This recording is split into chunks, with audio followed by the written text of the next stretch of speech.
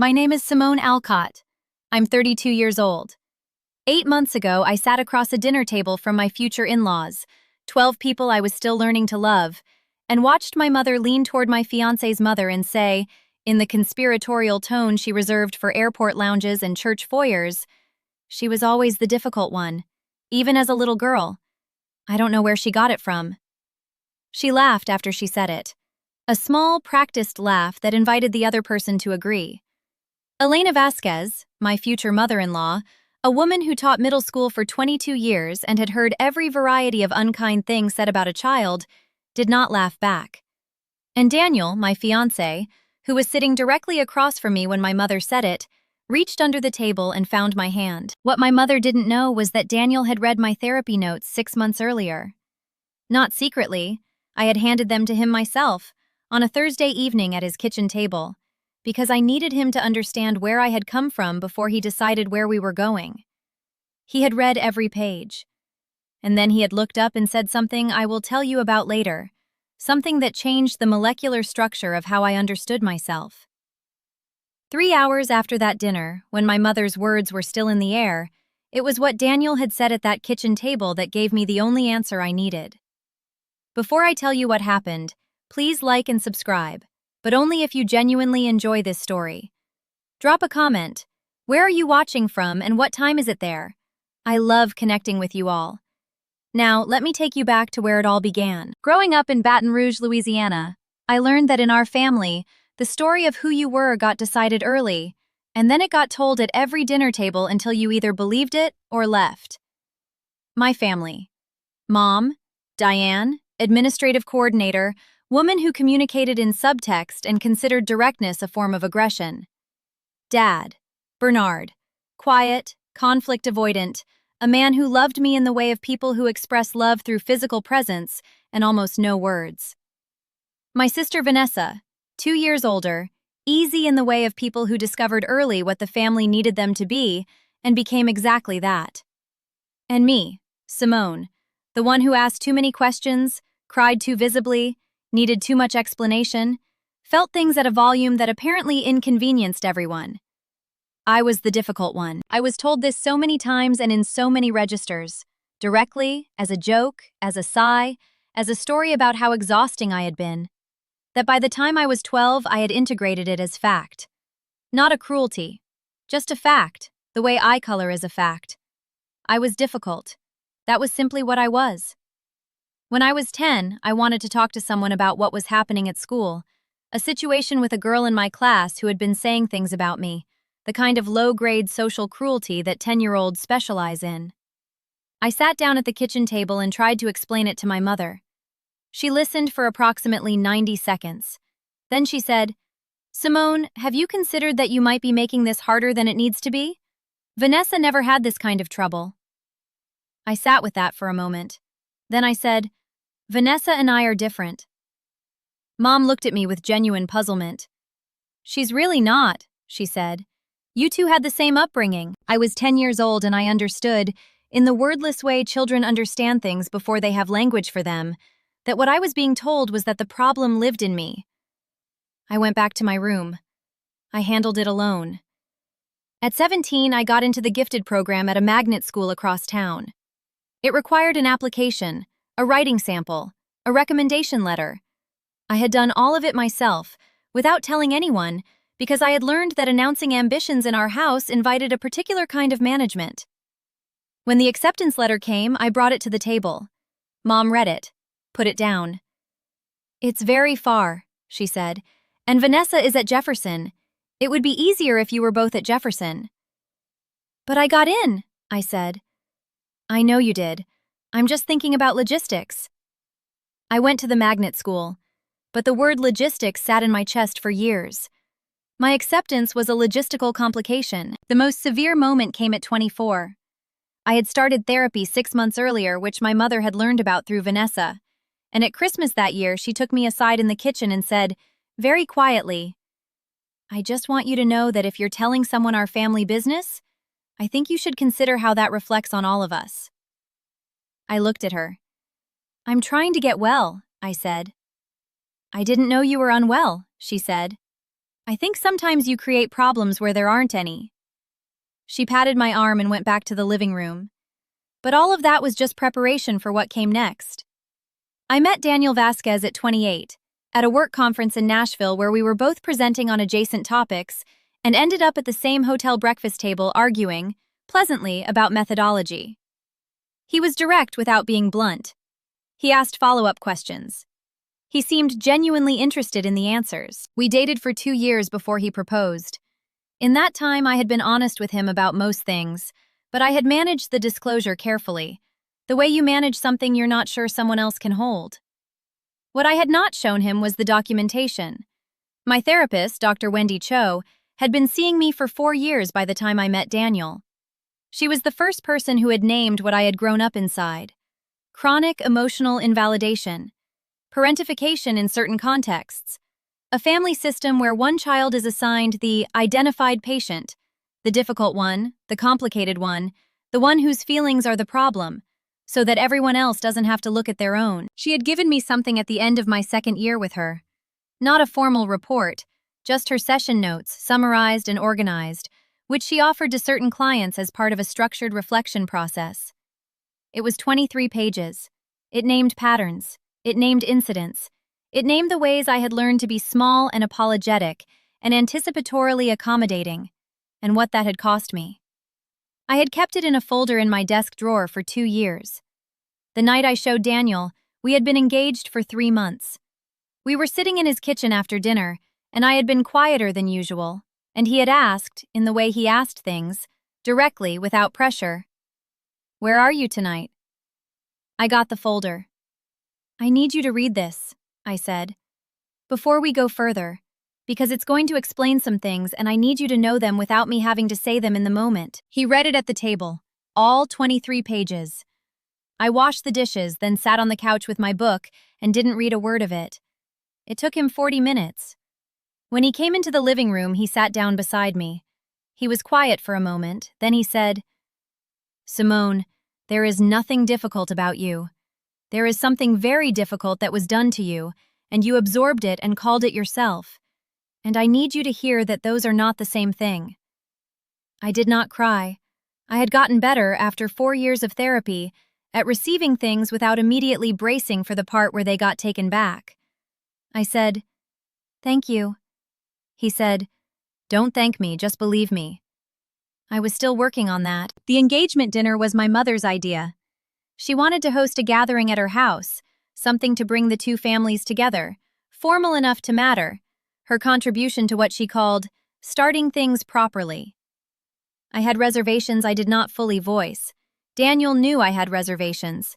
He offered twice to have it at his parents' home instead. I said no. I thought it would be better to let my mother have the gesture. I thought maybe she would rise to it. 12 people. My parents, Vanessa and her husband Craig, 2 of my mother's sisters, and Daniel's family.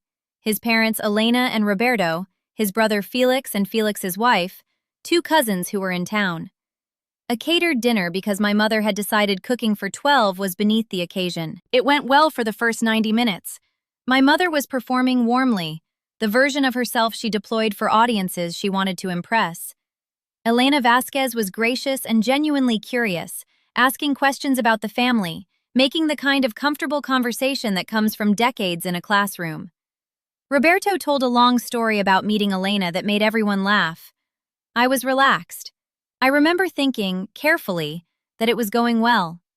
Then my mother and Elena drifted into a separate conversation at the far end of the table, the way guests do when the main conversation fragments after dessert.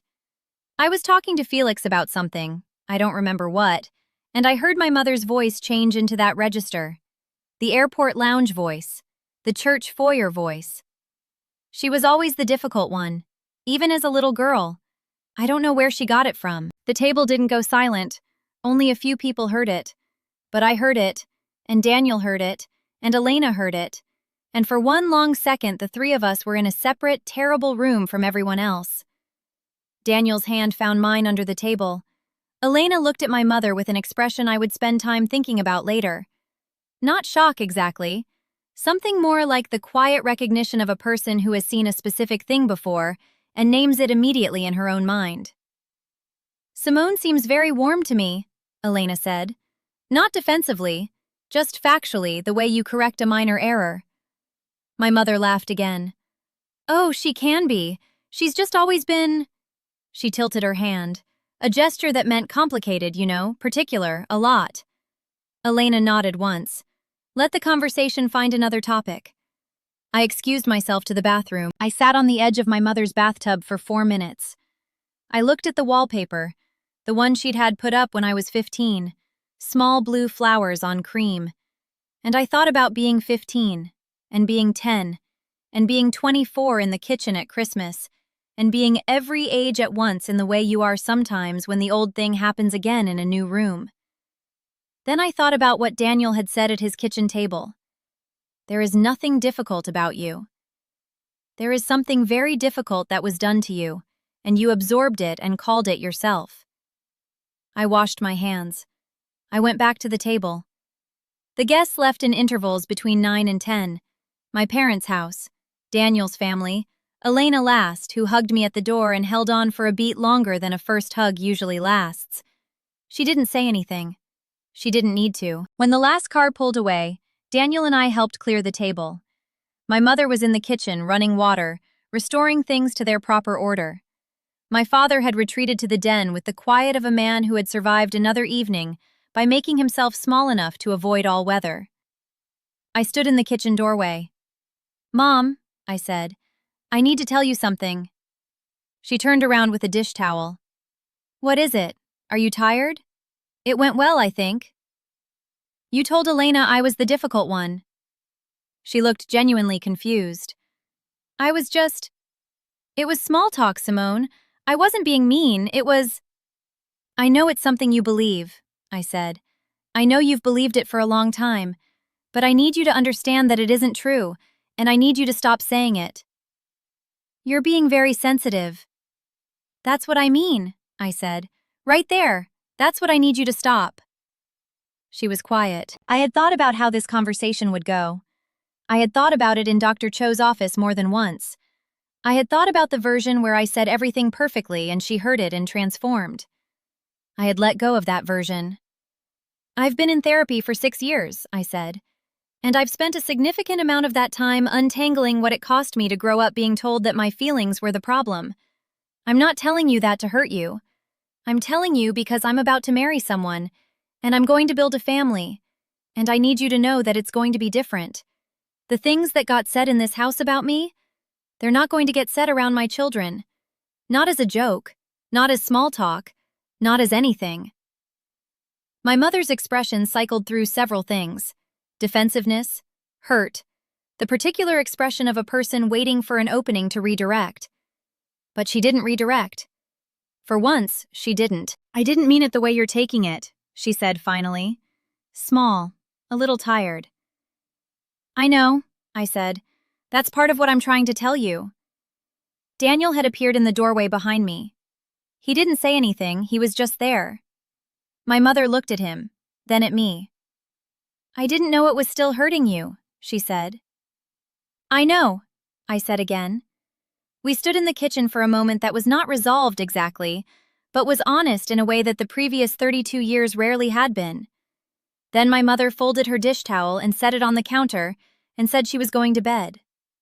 I let her go. The next weeks were not dramatic. No grand reckoning, no apology letter. Life continued in the careful, specific way it does when something has shifted without fully settling. Daniel and I talked for 3 hours that night.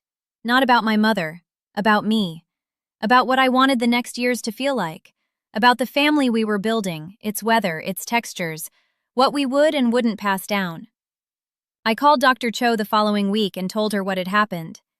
She said quietly, Simone, you said it out loud in the room where it needed to be said. It didn't fix anything, I said. It wasn't supposed to fix anything, she said. It was supposed to be true. And it was. Elena Vasquez texted me 3 days after the dinner. It said, I've been thinking about you. I want you to know that what I see when I look at you is someone who is very clear, very warm, and has worked very hard to become herself. I'm proud that Felix chose someone like Daniel, and that Daniel chose someone like you. Welcome to our family. I have that text saved in a folder on my phone labeled simply, Keep. My mother and I are in a different place now. Not repaired. That word implies a return to something that was whole, and we weren't whole.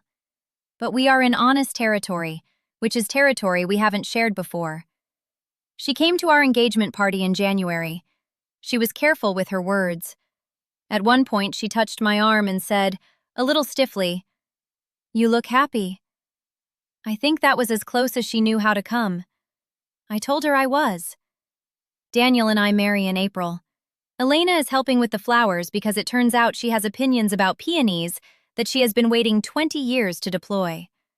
My father will walk me down the aisle and probably cry without making a sound, because that is exactly who he is. Dr. Cho is coming as a guest, which is unusual, but which she offered and which felt right in a way I didn't question. Vanessa and I have been talking more. Carefully at first. But something opened when I said what I said in our mother's kitchen, something that had been pressurized for years. Vanessa told me recently, quietly, that she had always known something was uneven, that she hadn't known what to do with that. I told her it was okay. It was, mostly. I still have the 23 pages. They live in a drawer in our new apartment now, mine and Daniel's, and I have not opened them in 8 months because I don't need to. I remember what they said. I remember what Dr. Cho named and Daniel confirmed, and Elena texted, and what I finally, in my mother's kitchen on a Tuesday night, said out loud. There is nothing difficult about me. There is something that was done to me, and I absorbed it for a long time, and I called it myself, and I put it down. If you're watching this and you've carried a name that your family gave you, difficult, sensitive, too much, the dramatic one, I want you to sit with this for a moment. That name was not a diagnosis. It was a management strategy. It was a way for a family system to locate its discomfort in the person most willing to hold it. You did not earn that name. You were assigned it. And the work, the real work, is not convincing them to take it back. It's deciding, slowly and imperfectly and with help, that it never belonged to you at all. You're allowed to put it down. Thank you for staying with me until the end. If this resonated, please like and subscribe. I want to ask you something in the comments. What is a name or a label your family gave you that you've had to consciously unlearn? How did you start to let it go? Drop your answer below. I read every one of them. Until next time, you are not the story they told about you. You are the one doing the telling now.